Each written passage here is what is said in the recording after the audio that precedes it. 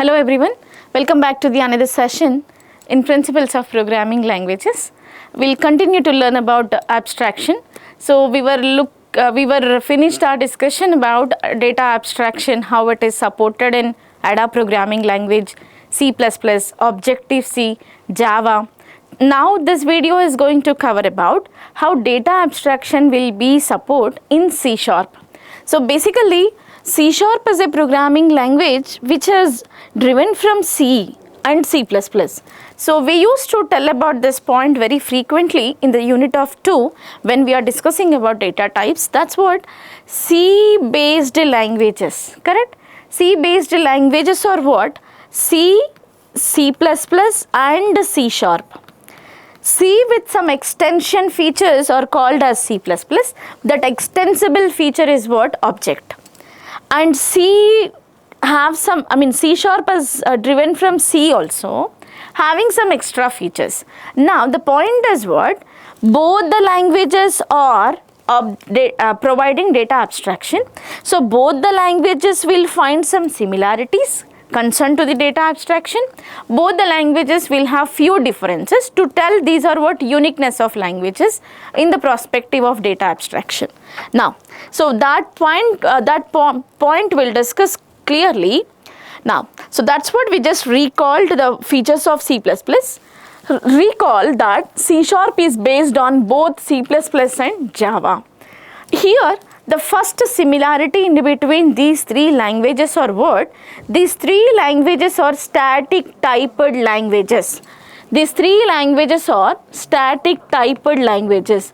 When I say a language is said to be static typed language, so that when we will be giving a static data type in the program itself, where you cannot change the data type of a particular object.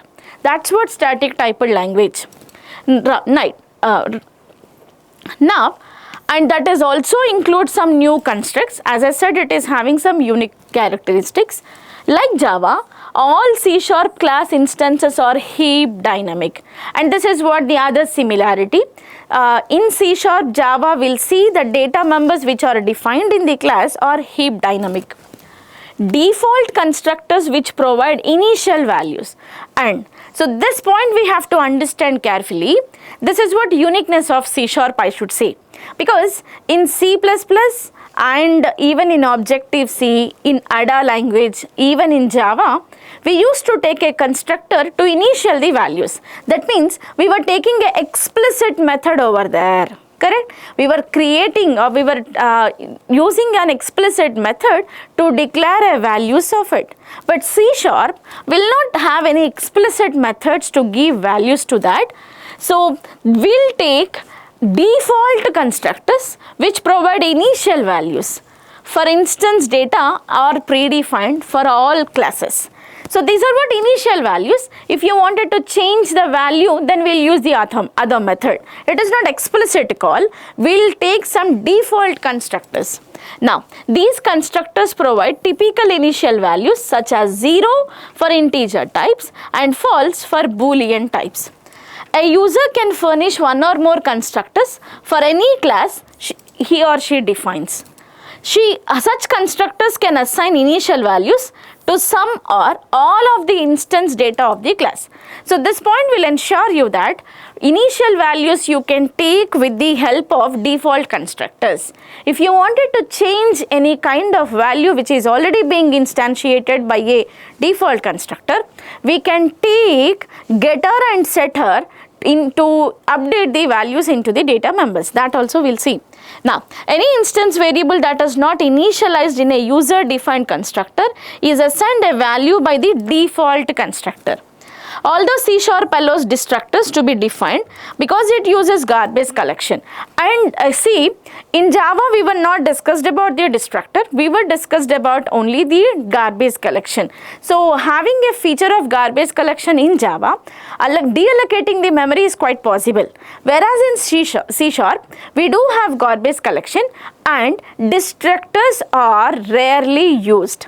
So C# is a language which do memory deallocation manually using destructors, and it also do using the garbage collection. So this is about fundamental ideas about C sharp. Now, we'll see how encapsulation being supported in C sharp. C++ includes both classes and structures, which are rarely identical constructs. The only difference is that the default access modifier for class is private. So if we would not give any access specifier in C sharp for any kind of data member which is defined in the class, then default it will take as private. So that's the reason we will maximum find no access specifier in the C sharp code. So I'll give an example. We do not find any particular access specifier, so you should not take a wrong direction. So as we don't have any access specifier, hence C sharp will not provide data abstraction. No, because it will be having a default access specifier which is private. If you wanted to make it as public, then we will give as a public. So until and unless we won't give any access specifier, C sharp itself it takes as private, hence it will support data abstraction. C sharp also has structs, but they are very different from those of C++. In C sharp, structs are in a sense lightweight classes. They can be constructors, properties, methods, and this point is very important. While we are defining a class in the C sharp, that C sharp class will going to consist of properties and methods. And data fields can implement interfaces but do not support the inheritance. One other difference between structure and classes in C++ is that structures or value types are opposite to reference types. They are allocated on the runtime stack rather than the heap. So this is how encapsulation will be provided and how we will be putting properties and methods into the class. Now we'll continue. If they are passed as parameters like other value types, see when it can take a method inside of a class of C sharp, for sure we have to pass a parameter. There will be high chances, right, when you are taking a method into your class or a method is created in a program, then there may be a possibility that a method will have a parameter inside it. When we are having a parameter inside of a method to pass, then we have to think even about how value will be passed. So there is a default parameter passing technique which is pass by value. So we'll take pass by value to pass value to the parameter to the method which is instantiated in a program. All C sharp value types, including all of its primitive types, are actually structs. Structs can be created by declaring them like other predefined value types such as int or float. They can also be created with the new operator. This is what the similarity again you find with Java. We'll also use a instance variable which I am calling as object in Java. Will get created with the new operator. So which calls a constructor to initialize them. Structs are used in C sharp primarily to implement relatively small simple types that need never be base types for inheritance. So they are also used when it's convenient for the objects of the type to be stacked as opposed to heap allocated. So this is what in the variable which you are taking into the class. Now let's focus on information hiding. So basically C sharp also takes the same access specifier. So the access specifiers, this point you can see under a similarity in between C++, Java and C sharp.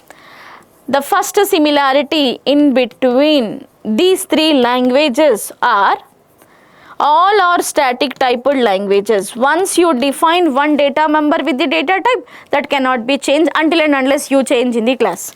The second similarity is what? Access specifier. So C++ will take public, private, protected, and Java also will take public, private, protected. Even C sharp will also take public, private, protected. Done? So and C sharp provides properties which it inherited from Delphi as a way of implementing getters and setters without requiring explicit methods called by the client. This is the point what we were discussed in the previous slide. Will not take any separate constructor, will not take any initialized class or something else which is of explicit method to initial the values of data members. We just take these two constructors, or else let's say these are what two attributes which get the value, which set the value. As with the Objective-C, properties provide implicit access to specific private instance data. We'll see a sample code to understand how C++ programs basically will return. Now, so here, for the property, we did not define any access specifier. Let's assume that there is a property which I have defined in the class, and that property doesn't have any access specifier. So here I have taken public. So the reason why I have taken the public is, if I do not take this public here for this property, basically this degree days is called as a property, and this is the same we used to call in other languages with the name of data members. In C#, data members are treated as the property. The property will be hidden to the user, may be hidden to the user, may not be hidden to the user. If you do not give this access specifier, then it will be private, as it is default access specifier of C#. Now, if I put here public, then I am changing the access specifier from private to public. Public int degree days. So I am just writing the class for weather, and this is what get return degree days. So initially, and you may ask a question that I do not give any value inside of it, how can I expect the return value into that? Yes, so we were discussed in the first slide of C#, here in the video. So there we were discussed this point that every variable will be having default initial values. If it is belongs to integer, the initial value will be 0 or 1. If it is Boolean type, then the initial value will be false. So as I have given here integer, we'll expect some value from this. And if I don't want to give that value, I'll just set the value in between of these two. Fine. So this is the way without constructor will initial the values to the properties what I am defining in the class of C#.